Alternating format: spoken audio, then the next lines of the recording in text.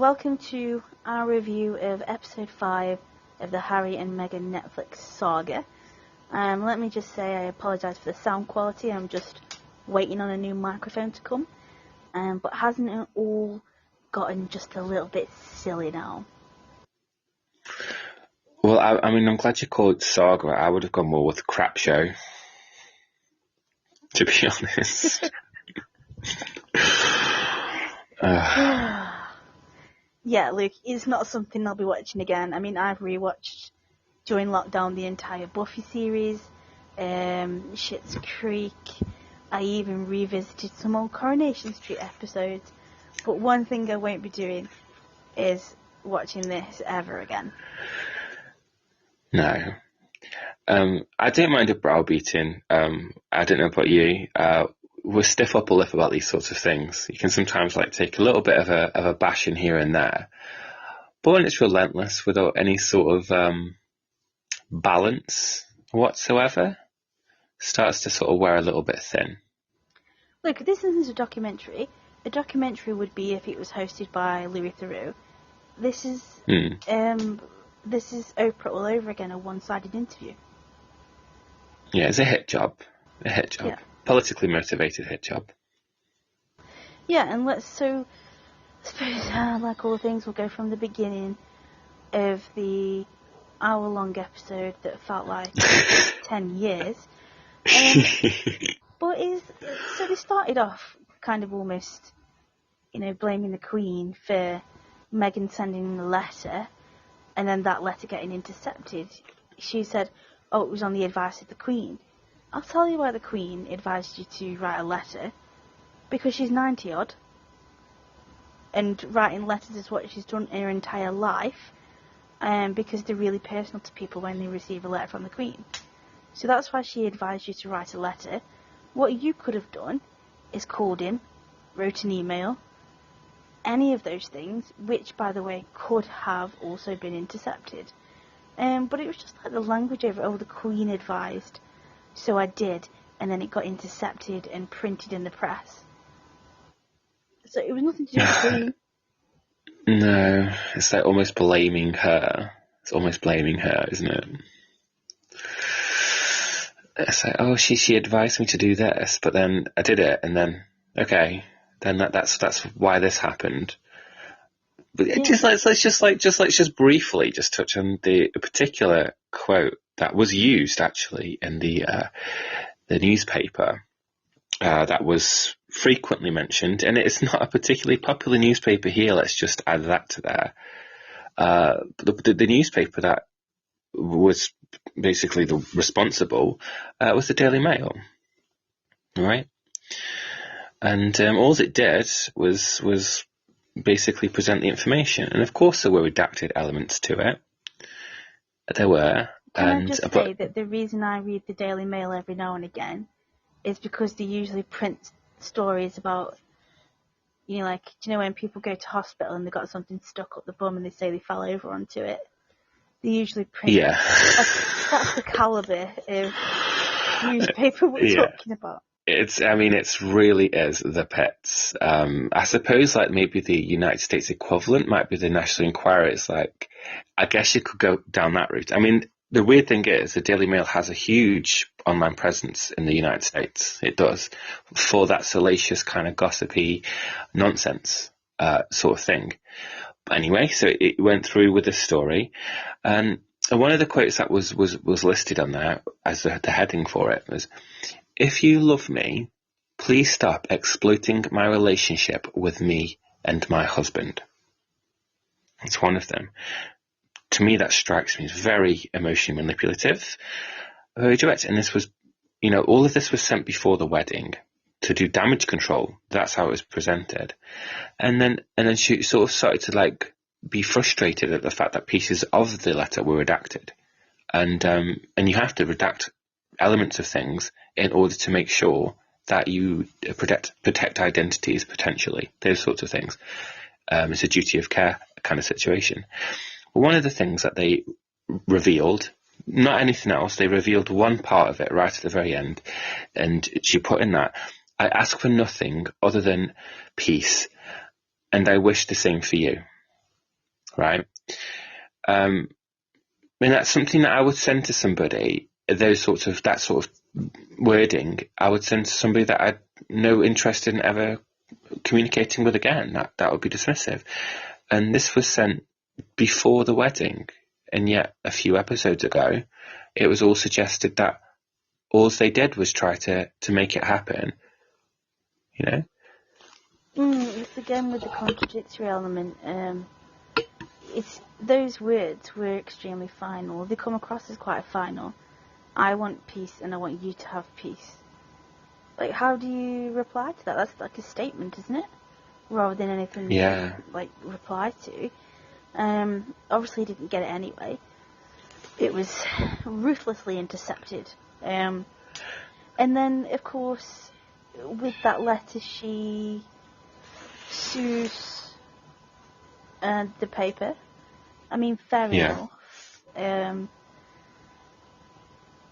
Because it was obtained illegally. Maybe not by the Daily Mail, they probably bought it off somebody else. But it was still an illegally obtained piece of information. But then she says again, then everything changed. How many times does everything change? Then she was the scapegoat. Then apparently, oh goodness, everything happened and it was all her fault because she's sued. The thing is, yes, there's been a lot of bad press about Meghan. There's also been a hell of a lot of good press. Same with all royals.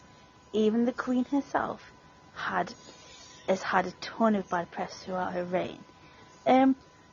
The thing in particular with this is, other than sort of bits and pieces out of the time that they were royals, they're acting like it was consistent from 2016, and do you know what? It really wasn't. It was like loads of press for the wedding, loads of press for the baby, good and bad. We saw in the last episode the avocado. What's an avocado? Exactly. These were all like snippets. She wasn't a constant in the press whatsoever. And do you know what? The royals aren't. William and Kate aren't. None of the royals are constantly in the press. Yes, they're in the press a lot because things happen, and those things are done because of, for tourism, for the British public, for pomp and ceremony, for tradition. So you have, obviously, the King's Speech. Every time somebody gets married, that'll be on there, royal babies. Then you have all the traditional things that they do every year anyway, for birthdays and things like that, where they have a big fanfare, because it draws attention from throughout the world, because it's a spectacle. But they're not constantly. It's not. You don't hear about people from the royals every day. And to say she was a scapegoat for the palace, I mean, where's the evidence? Where's the evidence? That really is something that I need to just absolutely brush up on, because it's been my whole kind of MO throughout this whole thing, actually, in terms of how I'm interpreting it all. It's all tell with no show, right? All of it is just a bunch of, oh, this is what happened. Again, there's no proof, there's no evidence, there's no, nothing that we can see that's tangible. And if there is anything of those, along those lines, it's nothing that we don't already know.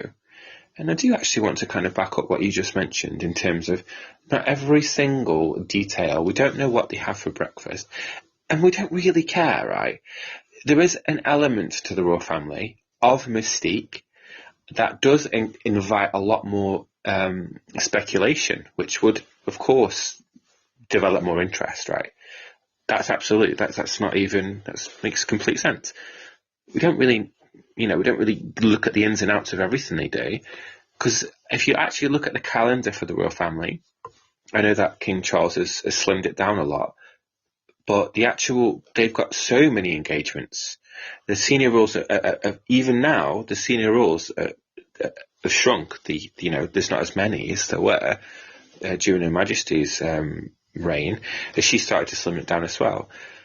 And we don't know everything they do. I mean, a lot of it is quite banal, to be fair. And not to say it's not respected and appreciated, especially, they just opened up the sixth city, I think it is, or the seventh perhaps, in Wales as Wrexham. That's just happened recently. And King Charles and Queen Camilla went there with Ryan Reynolds, which is quite a big event. And you know something? It didn't get that much coverage. And I'm sorry to say, Ryan Reynolds is a much bigger star than Meghan Markle, especially in the respective professions, right? And absolutely the case. The reason that didn't get as much is because it wasn't done in a salacious manner. It wasn't done in what it means to get attention as much as it was to just have an event that's celebrated. And it just, planets aligned. Ryan Reynolds happens to be there with King Charles and Queen Camilla, perfectly fine and reasonable. That's not got all of this like tabloid situation, which is exactly what this kind of. I do think we need to stop calling it a documentary, because it really is not a documentary. This Netflix event, I think they're right to call it a global event. I think that's probably more accurate in retrospect, because it is. It's salacious. It's intended to attract the most amount of attention possible. And everything about this, as executive producers between Prince Harry and Meghan, would have been for those purposes. They would have watched it. Every frame, every picture, every decision would have had to have her complete approval for. And it's meant to garner such attention, Yeah, definitely. Speaking of global events, where do you want to move to? It just depends. I'm not sure if it's going to be New Zealand, or maybe it could be South Africa. But don't tell the newspapers, because then I'll just change my mind. Luke, there's no way they were moving to New Zealand. That's too far away from everything. Civilization. No offense, New Zealand. There was no way they were moving to South Africa. Now, that's something, actually, I just want to freeze on slightly. I think that in terms of their narrative, what their perception from the public was, and how they wanted to present themselves as, and what they're trying to do with this documentary, that would have been absolutely perfect. I mean, she certainly probably knows who Nelson Mandela is. I mean, she doesn't know who Prince Harry is, but she probably knows who Nelson Mandela is. You just don't know with her. It depends on the day of the week. I'm sure her family know who Nelson Mandela is. But the whole South Africa situation, given the fact that the whole narrative around this is built around the racial aspect. Did she refer to herself as a modern day Nelson Mandela or something? I think that actually, if she I'm pretty sure that she did. We could probably look for that quote, actually. But that still stands to reason, doesn't it? Them being there with the Invictus Games, Harry's involvement with Africa anyway, that has been pre-established. He's been to Africa and has more in common with Africa than she does. And I'm not actually. I think that's a wrong thing to say. He absolutely does. He's definitely got way more connections, just like Diana did, and I think that's a lot of the reason for it. In terms of culturally, definitely, he goes there a lot. With South Africa, that would have been so perfect for their story. They could have just moved out to South Africa, and everyone would have just been enamored, and they would have been like, "Oh, that's brilliant! They're really sticking to what they are." They're just wanting a peaceful life, a lovely place, with the Commonwealth. And yet they end up in Canada, and then everything changed. All over again. Oh wait, did everything change, or did the bubble burst? I don't know. It just seems to.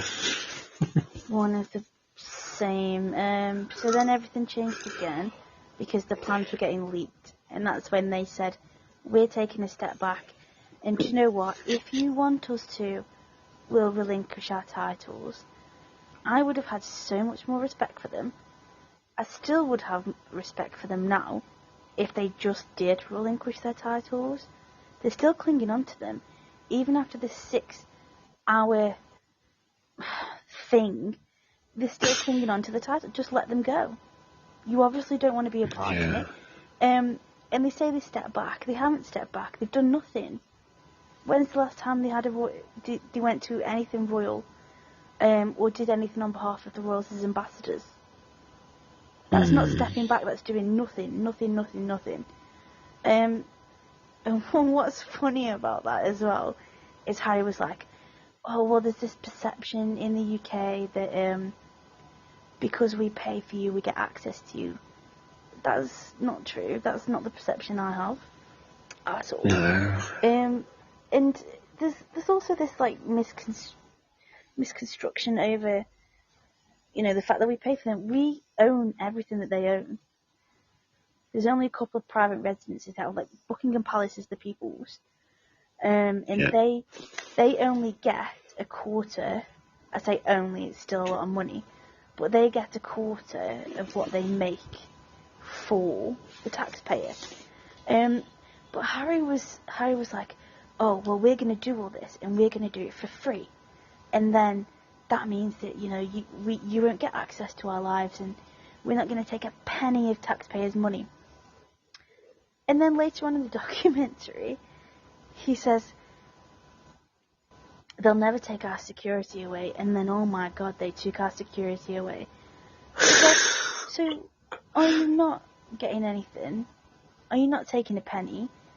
Or are taxpayers in England still paying for your security in Canada? Which one is it? Because it's not both. I mean, it just seems to be whichever. It's a lot of that, whichever point to make, and it is a piece of. Everything's just a sentence after a sentence. There's an attempt to weave some sort of story, but all it is just a bunch of complaints after complaints after complaints after. I almost feel like I'm in their marriage. I don't know about you. I almost feel like I'm in their marriage, like, for better or for worse, funnily enough. Yeah, much worse, really. I do feel a lot worse off for it. It's, which is it? It's constantly like the bubble bursts, then things changed. That's when things happened. That was the catalyst, was one of them. Oh, the litigations, that's it. When they sued the newspapers, the litigations, that was the catalyst. That's when everything changed. The racism, the racism of the British Empire, that's when everything changed. It's, when did things change? When? When? Again, like 1,000 times. I mean, how many circles do they go in, really? It's just it's very circular. It is very circular, but at the same time, it's like, oh, well, we did this, and then everything changed. Well, do you not... So they're trying to basically say that there's a correlation between them doing something and the newspapers printing loads of drivel, which there probably was. But do they not see the correlation between them doing something and things changing? Like, are they not the catalyst? Yeah. Because they seem to miss that. I mean, Meghan talks about, the royal family putting the family business before family. It's not a family business. It's an institution that's been around for a millennia, over a millennium. Yeah. That's how old it is. It's nothing to do with the business, and they are supposed to remain completely neutral. They're not allowed to vote. They're not allowed to have political affiliations whatsoever, and they're also not supposed to take sides in regards to any sort of public matters. At which point that was a public matter. Like democratic issues. It's basically against the remit. It's against the whole purpose. Somebody with her kind of view, she's not going to understand that. No, and then we get to the point of Meghan being... it seems to me that she's playing from all angles. She's like... I think Harry had a slight Freudian slip. She's like, oh, it was our choice to move. And then it's like, my choice to move. And then Meghan... they say that Meghan wasn't invited into the conversation. around whether or not they would step back. But guess what? Nobody's wives were invited into the conversation. The only people having that conversation about what happens to royals was the royal family. So the Queen, Prince Charles, Prince William, and Harry. And Meghan was like me as a mother, as a wife, as a woman, was not invited to that conversation. But the person at the top of that conversation is a woman. So I don't know if she's trying to pull the sexist angle there, but she's and not. a mother.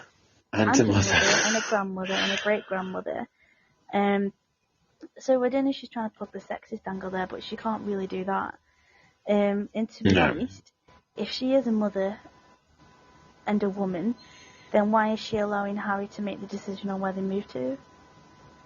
Oh yeah, so he says it was his decision. So how could it be his decision? Wasn't she at that round table?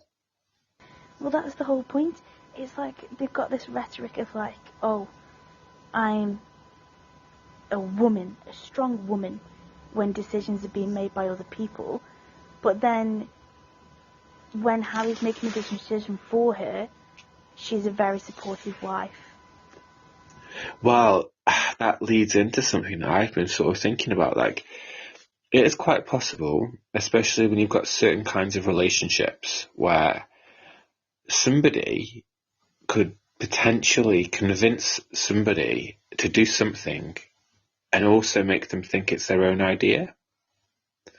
And with somebody as impressionable as Harry, with the baggage that he carries, because again, everything, we're only up to episode 5. We've got the absolute pleasure of watching the next one, last one, which is probably the only saving grace, right? But so he's somebody who's clearly impressionable, not the brightest tool in the shed, let's be honest.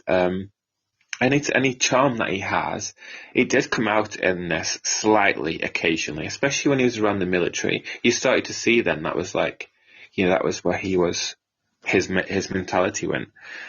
Certainly not around his family, which I'm going to actually touch on just after this. But you can convince somebody that, especially as impressionable as him, that it was their idea the whole time. It's like, oh, and you tread carefully. And somebody who's as naive and sheltered, because they are sheltered, the royal family don't necessarily aren't able to, because there's criticisms to be made, especially when you're in the inner circle, about like what that might be like. Which this whole thing could have been spun in such a way that we could have gone on the inside of the situation, how difficult it was for him, and she could have just been a supportive partner. Instead, it's this whole second part has been all about how difficult it was for her. And I'm sorry, I don't view somebody with her ambition to be as foolish as to not understand the principles of the situation.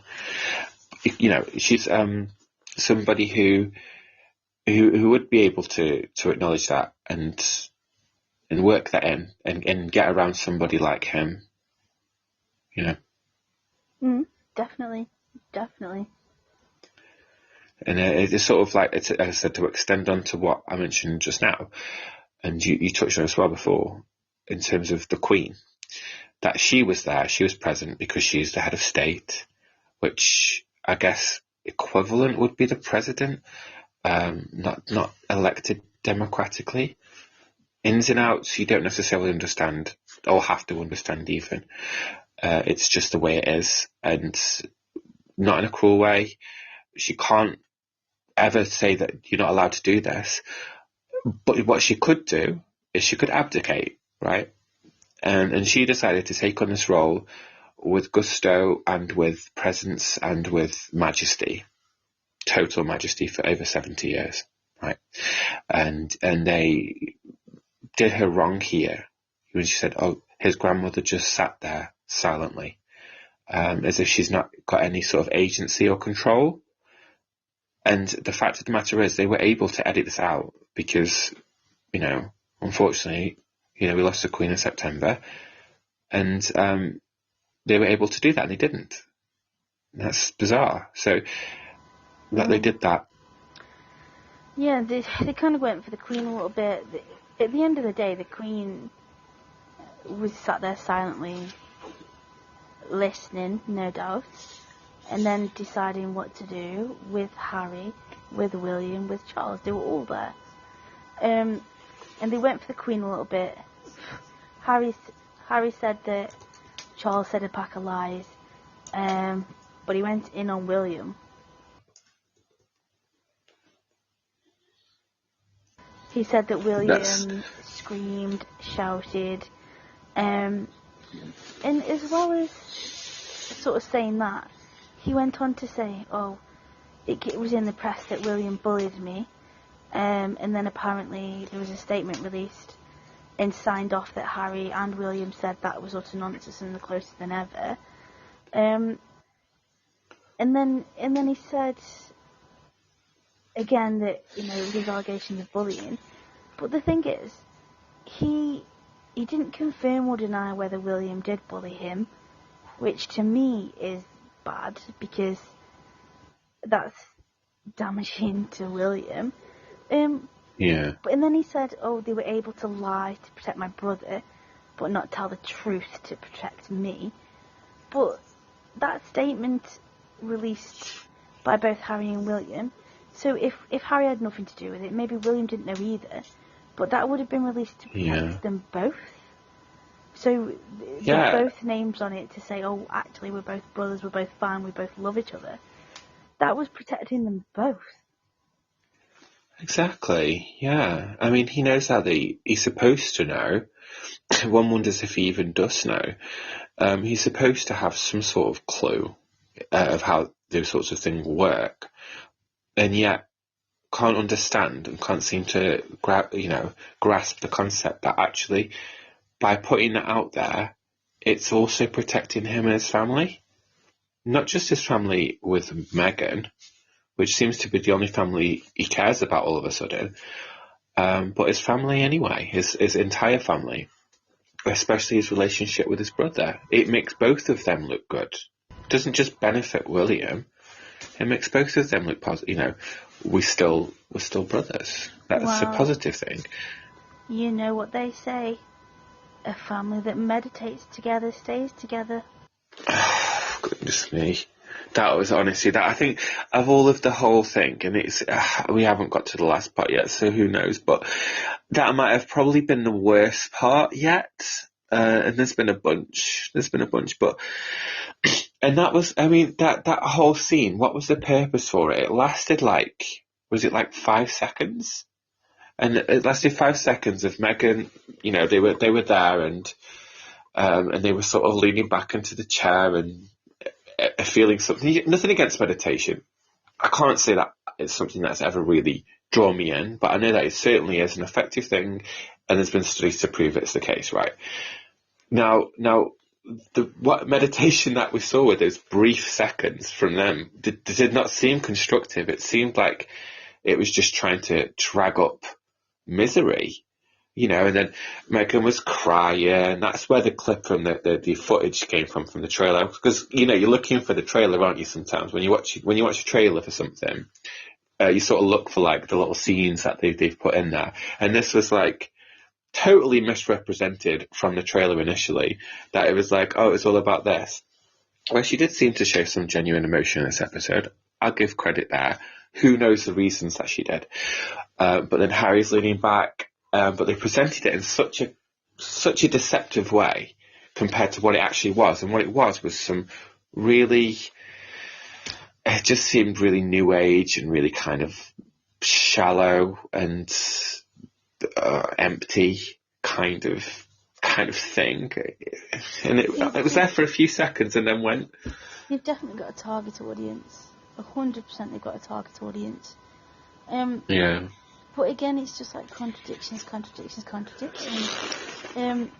Because one of the things I found funny, and you'll talk about the rainbow in a second, but one of the things I found funny was when she said, and then we left the place and we had to rush because we were going to miss the flight and I just wanted to get home to Archie, and it was touch and go and whether we were going to make the flight.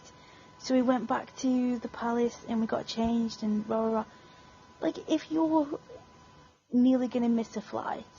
And I don't think it was a flight. I think it was a private jet. And the things with private jets are that they wait for you. It's not like you're getting on the But what I found funny was like, sorry, we're full. The gate's closed. Sorry, your ego came in before you, and now there's just no space left. No, wait, you're not allowed to come on this. You're an eco warrior. Carry on. But what I found amazing was that she was like, "Oh, we were late. Like, it's the drama. We were late. We just wanted to be with our son. We were so late." And then they have pictures of them not only getting changed, but having a glass of champagne, posing for pictures. It's like, if you're running that late, you don't stop for champagne and pose for pictures. You just literally go in, get your stuff and go. So again, it's just like all this language, like, we were running late, like, let's get dramatic about this. Let's hype this up. Let's cause some interest and drama. And then you show pictures of yourself, like, having a glass of champagne whilst you're getting... Like, are you late or not? Because no normal And do you know what? What did Meghan say about the last one when she was dating Harry? "Oh, I just hate it when people are late. It's so selfish."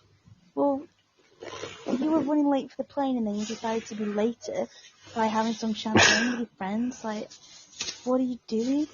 And then what does she say? She gets on the plane and the pilot kneels in front of her and says, "Thank you for everything you've done for this country." For goodness me.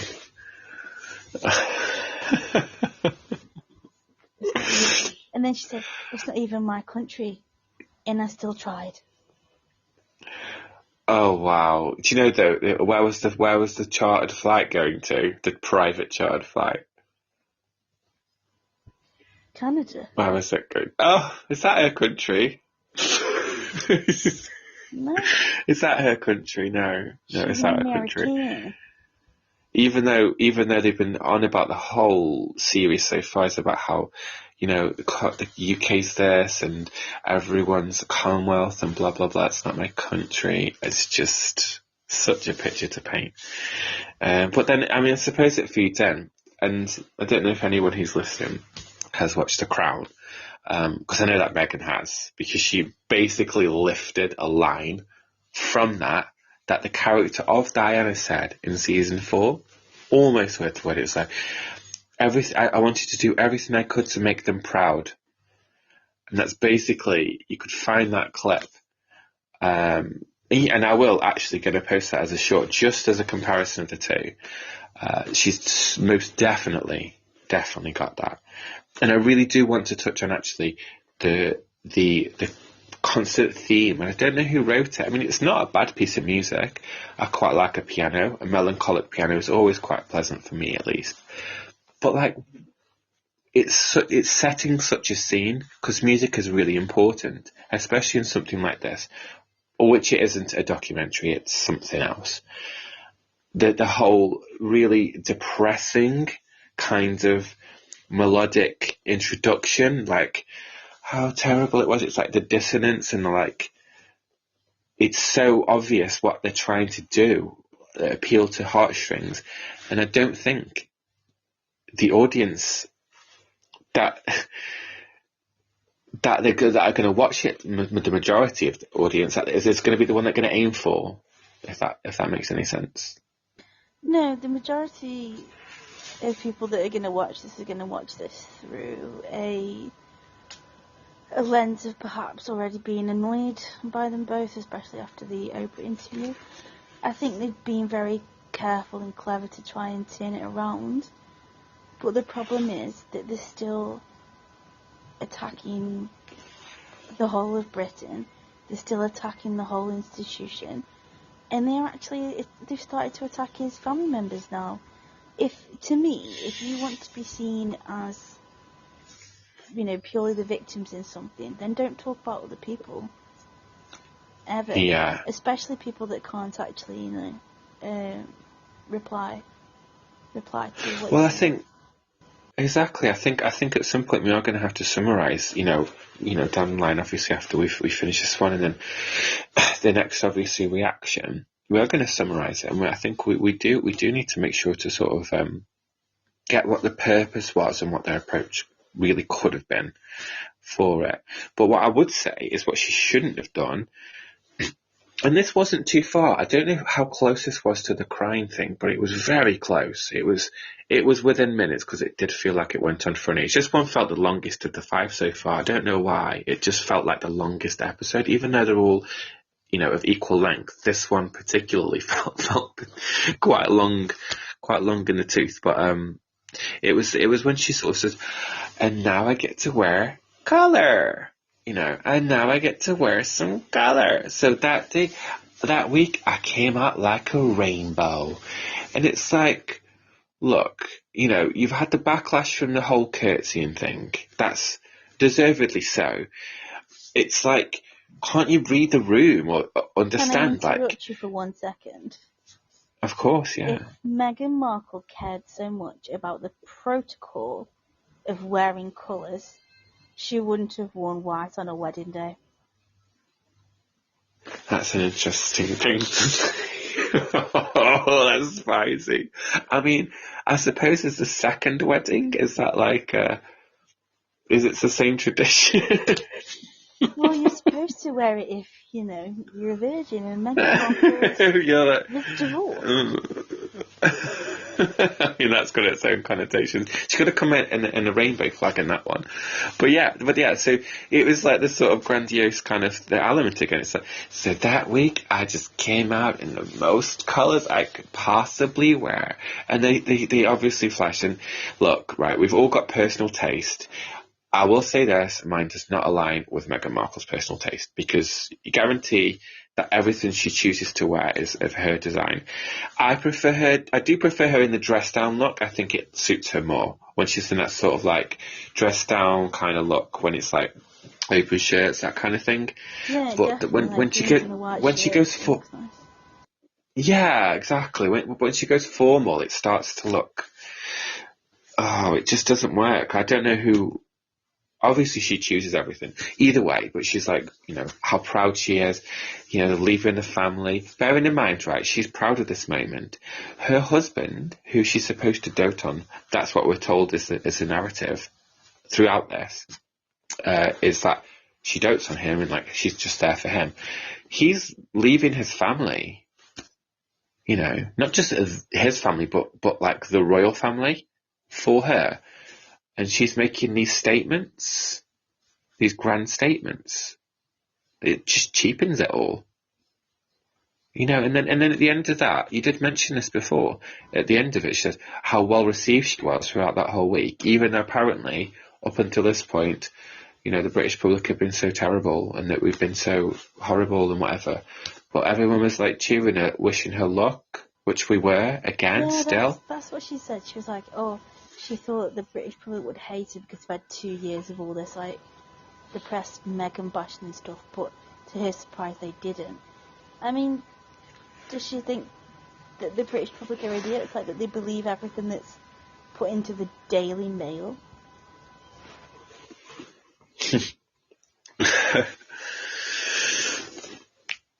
She's caused such a divide. It was bad enough with the whole, like, hugging thing, but I don't think I've heard her say anything positive other than how she was received, right? I think that was moderately positive, where, we liked her at first. In fact, all the way to when she left, we liked her. But then, we're just these unfeeling people who don't hug, and I just don't know if I've actually heard of her say anything positive, to be honest. Well, it doesn't suit the narrative, does it? Because you can't make out that the entire of Britain's racist, that the entire royal family's racist, that the institution of the royal family going back a millennium has been racist, and sexist and misogynistic. You can't make that out and then say, but I love Tetley tea. You just can't do it. She's got to stick with that narrative now. She just got to. The only positive thing she said is about when she's met people, and those particular people that she's met are people that are either her friends now, or people that have sort of idolised her, or people that she carefully chose. Like the nanny, and I think the nanny came across, what a lovely woman she is. She just comes across as quite genuine and nice. Yeah, from episode 1 she seemed, well, episode 4 I guess, yeah, she seemed lovely. Yeah, but she was on there because, you know, they chose for her to be on there. Same with what happened with the Grenfell Tower, which was an awful thing, but they had someone from there on the documentary because they're going to big up Meghan and Meghan's praises. So she says that she met all these people, but all those people, you know, are on her side for something. There's been nobody that's from an opposite end of the spectrum, and there's not going to be. So she can say all of these things, and he's been saying all of those things as well. And people who don't know are probably just going to take it as gospel. And do you know what? It isn't. No. Because you only have to watch the documentary. So Racist Britain, and then she was proud of the diversity in London that she said in another episode. Proud of... Well, this is it actually. It really is leading into sort of like how it ends and how it's finishing, like how this particular episode 5 is finishing, and it is this again, the big question about the future of Britain. You know, she's absolutely correct when you say that she's having these, you know, yes men or women, or other, I don't know, I suppose it's 2022, but you've got that, and then you've got this random chap, I don't know who he is, I don't know which place he's from, and I suppose you're not supposed to sort of wonder any longer, but saying on camera, the Duke and Duchess of Cambridge should pay reparations. Why did they have him on there? That's his brother and his sister-in-law that he said that about. Oh, yeah, that he's allowed. That they in Jamaica. I think that was in Jamaica. Yeah. Okay, well, you know something, right? I think they did put a few things up there that Barbados left, and fair enough. Again, we've said this before. If you can leave the Commonwealth, it's not a requirement. It's an opt-in policy. If you want to leave, it's perfectly acceptable to do so. If you don't accept something, that's fine. But the fact of the matter is, this documentary has been absolutely, with a fine-tooth comb, has been selected. Each scene, each moment, each choice has had to have the approval of the executive directors. And 2 of those are Harry and Meghan, right? And they allowed some random Jamaican chap on the street to say the Duke and Duchess of Cambridge should pay us reparations. Why did they do that? Look, for me, I think they want to get rid of the monarchy. I honestly do, because I don't think Meghan is going to be able to change the world now she's not in the monarchy. But what she can do is help destroy it, which in her way will change the world, even though it won't, because Commonwealth opts in, opts out. The only thing it would change is Britain. It wouldn't change the rest of the world because they already don't care, right? Yeah. If they want to opt out, they leave. If they want to stay in, they stay in. But it's all just traditional and ceremony. They don't have any power there. They don't hold anything anywhere. It's nothing. But I think that's how she wants to do it. And history, British history, is littered with sibling rivalries for the crown. I suppose old habits die hard. Exactly. Like, for me, this is an entire smear campaign, but they need to do that. So they're smearing the entire of Britain, because she's American, and she's, as she said, she's African American. So they're smearing the entire Britain, saying, oh, well, the reason they were horrible is because everyone's racist, even though she's said herself that, you know, it's not the case. And they're smearing William because they want people to think that they were pushed out rather than they've done anything bad. And it's like I said before, if you can only make yourself look good by saying bad stuff about other people, then really and truly, what does that say about you? Absolutely. Absolutely. And I think with that, we should probably make some slight predictions about how this saga, as you called it, or crap show as I did, is gonna wrap up. And I'll just put my piece in there slightly first. And it's obviously I think it's going to continue down the the anti-monarchy, anti-UK, that kind of dynamic. I feel like it's going to continue down that to paint a picture. I believe that Meghan wants to tell her story, and it's been enabled to be the story, as long as it's promoting a certain kind of view. Yeah, I think it'd probably be the same, but I mean, they've already done the wedding, they've done the leaving, they've done moving again to America. So I think this episode, I don't know, maybe it's going to be more happier, maybe they're going to be like, look at our life now, we've got the chickens, so it's all good. The flowers. Yeah, the chickens and the flowers. So it's all good, but yeah, like I'm not expecting anything other than derogatory things. Mundane. Yeah, but at least it's only one more and then it's over with. Yeah. So, I do just need to say before we move on to the last one, I was just wondering, all these contributors who just seem to just dislike us so much, bearing in mind that like slavery, right, went on for thousands of years, if not longer, and even continue to do so afterwards. The only country ever to say no, that only just got paid for, just within the last few years, was us. I mean, what did they want to do? Did they want to? Is that why they're angry with us? I'm confused.